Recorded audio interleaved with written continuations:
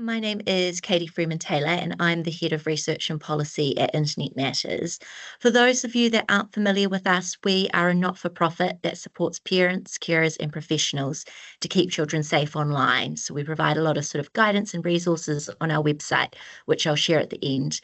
But we also conduct regular research, and this is used to inform that guidance and resources for parents and professionals. But we also use it to develop policy positions as well, to sort of influence online safety policy amongst parliamentarians, Ofcom, and the like.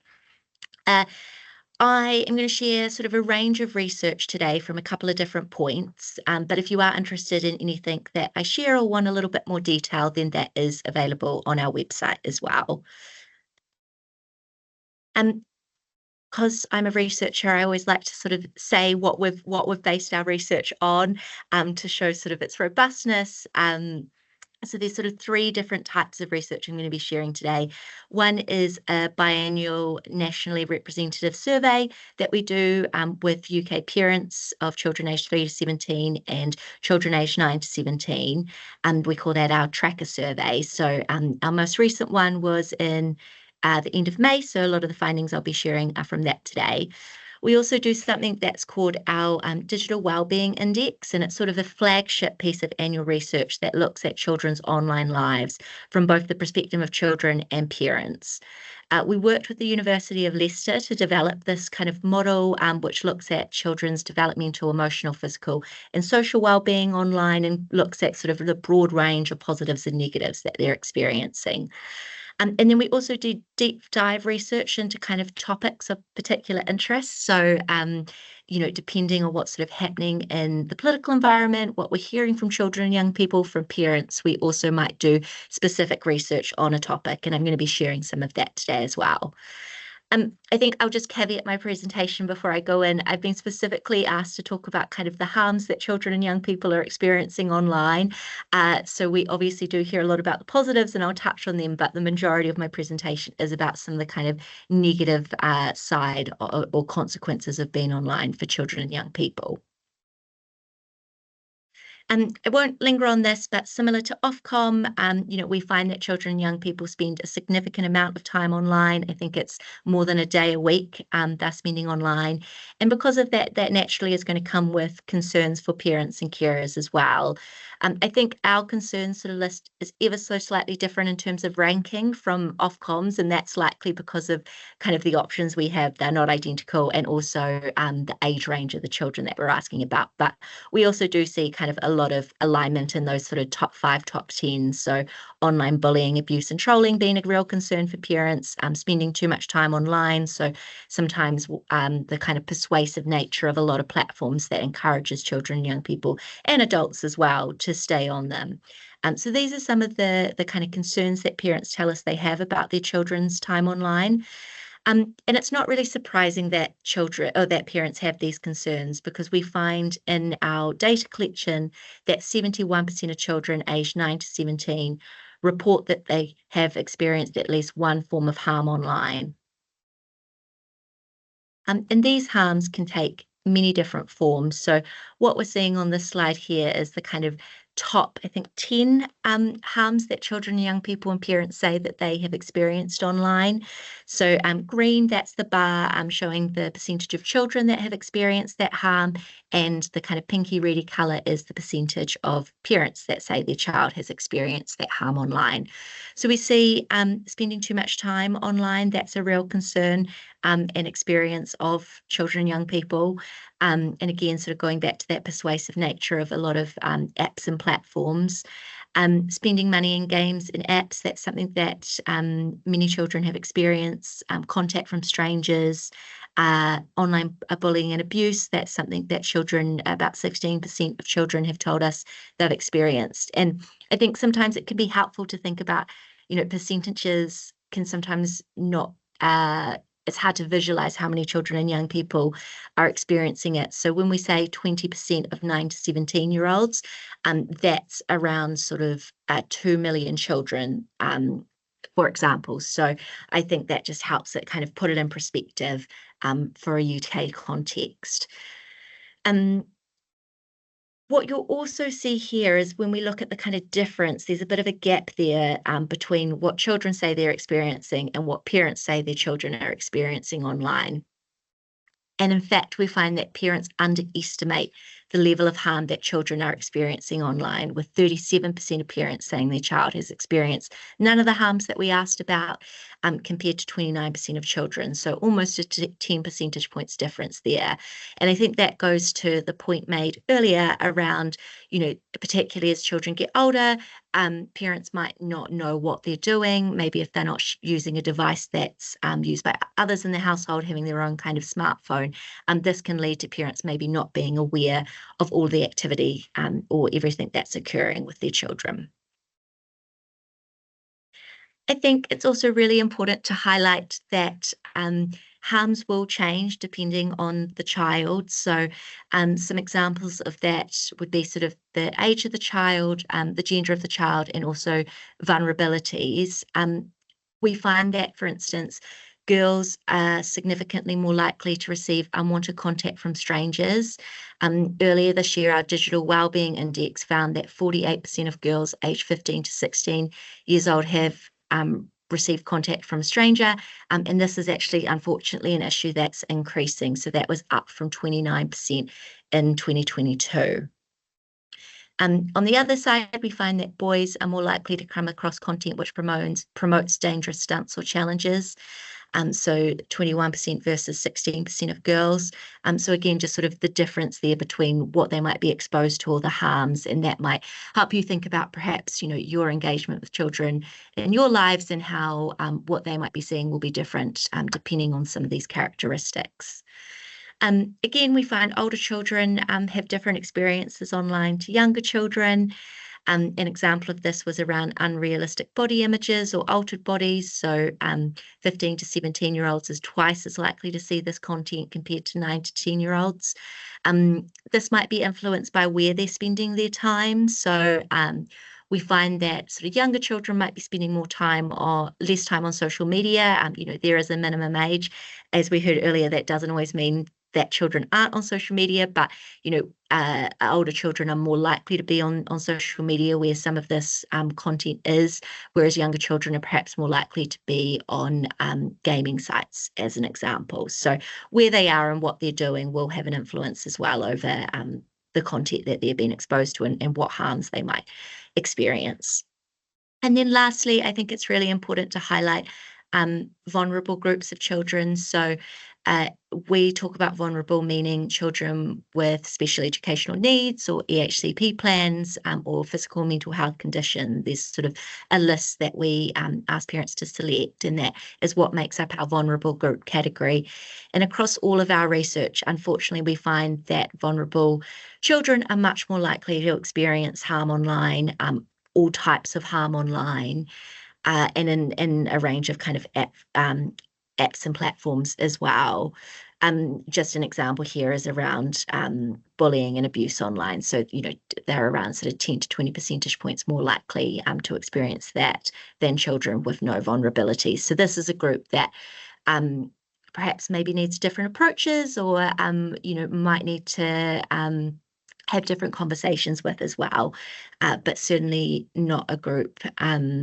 What I guess it was also helpful to emphasize here is we find that vulnerable children also experience a lot of positives from being online as well. So unfortunately, there's sort of a bit of a trade-off there. They have really, really strong outcomes online, but that's also correlates with higher instances of harm as well.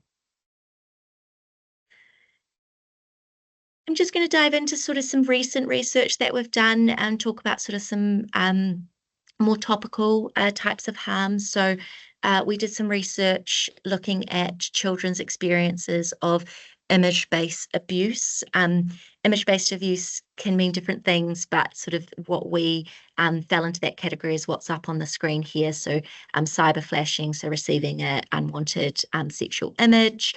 It might be an image that a child or a peer has shared consensually with someone, but that's forwarded on to another person or a group of people. And it can also include AI generated content as well, new deep fakes, which I'll talk a little bit more about in a moment. We found from this research that a quarter of teenagers aged 13 to 16 are aware of a form of image-based abuse being perpetrated against another child, and this equates to approximately 750,000 children in the UK. And I think it's also interesting to think about how this doesn't maybe happen in isolation. It can also be the influence of other things that are going on online. And some research we did at the end of last year, looking at the manosphere and influencers such as Andrew Tate, who pushes, he's a self-described misogynist and has a lot of content around sort of ownership of women's bodies and the like. And this, we think, from the focus groups that we did with children and young people around this topic, we found that this was also shaping attitudes towards intimate images and the sharing of intimate images without consent. So there's certainly some sort of correlation there between the rise of misogynistic content online and then actions or behaviours as well, such as image-based abuse. The research specifically on this, if you are interested in this, is up on our website. The other thing I thought I would touch on is some recent research we did, which I think really highlights how the harms that children and young people are experiencing online, these change, and there's always sort of new and emerging technologies which can present new risks. And often, unfortunately, sort of legislation, regulation, parental controls can sometimes struggle to keep up with the pace of technological change, and as a result, it sort of increases the harm that these may have. So an example of this, we did some research that we published last month now, on the new face. It was called The New Face of Digital Abuse, looking at children's experiences of nude deepfakes. And nude deepfakes, for those of you unfamiliar with the term, is AI-generated sexually explicit content, which is sort of modeled or based on real people. Of all deepfakes that exist in the world, the vast majority of them are nude deepfakes or sexual imagery, and the vast majority of these are of women and girls. So we find that they're disproportionately the victims of this type of abuse, to the point that nudifying tools, so that's the kind of AI models that are used to create this imagery, those tools often don't even work on men and boys. So certainly a harm that women and girls are disproportionately the victims. We found that 13% of children have encountered deepfake nudes, which equates to around 500,000 children and young people in the UK. And what we mean by encountered, this is quite sort of a broad definition. So that might be seeing a nude deepfake of an adult. So one that circulated recently was of Taylor Swift, which a lot of adults did see. It was circulating sort of freely on X for a number of hours before taken down, and was reproduced as well.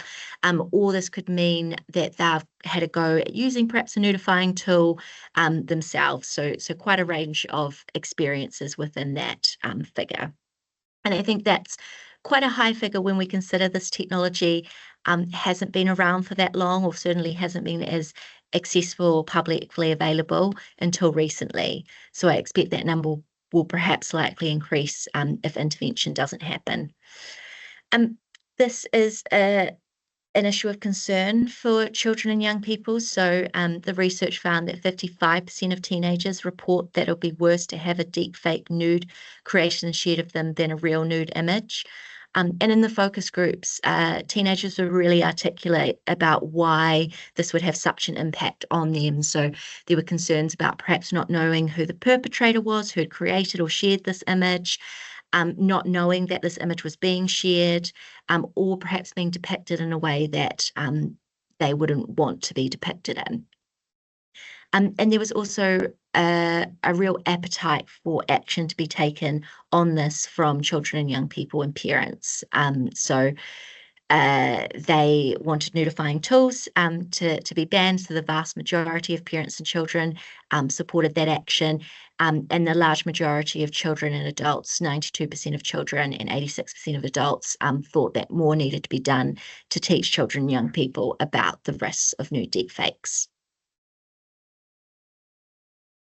I think what's really sort of key to this conversation is media literacy. So, how we define media literacy is having the ability to evaluate what is true and false online, being able to create and share digital content safely and responsibly, and being aware and able to keep oneself safe from online harm.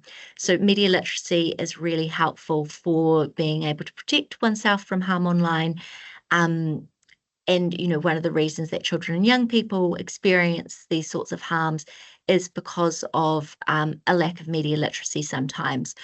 I will caveat by this, of course, saying that I think, platforms, governments, regulators all have a responsibility, and it can't solely fall to parents and carers and professionals to keep, and children themselves to keep themselves safe online. But certainly with new and emerging technologies, as I said, sometimes regulation, policy can be a bit slow. So media literacy does offer that kind of first line of defense.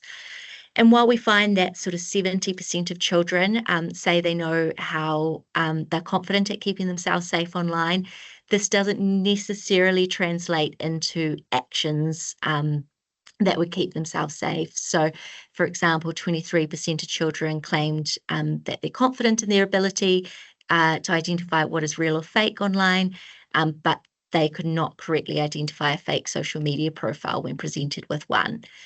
Another example, 50% of children know how to use privacy settings, but only 34% of children actually adjust their privacy settings, so only their friends can see their profiles. Similarly, media literacy of parents is also really important for supporting children and young people to be safe online. We find that, we know that parents are the number one source of online safety information for children and young people. So 82% of children say parents are who they turn to for information about online safety issues. Yet there are sort of gaps consistently in parents and carers' knowledge. So, for example, we found that 44% aren't aware they can block sort of content from their child's phone. And only a third of parents use parental controls. And the reason for this is quite varied. Some parents, just aren't aware how to set certain things up on their devices or their children's devices. Others are aware but find it quite overwhelming to kind of keep up to date with the pace of technological change. The vast majority of platforms that children and young people are on online, that can be really challenging for parents. So there's a lot of reasons why they might not be able to kind of do everything within their purview to support children online, which is where organisations like us come in to provide that kind of guidance and resources.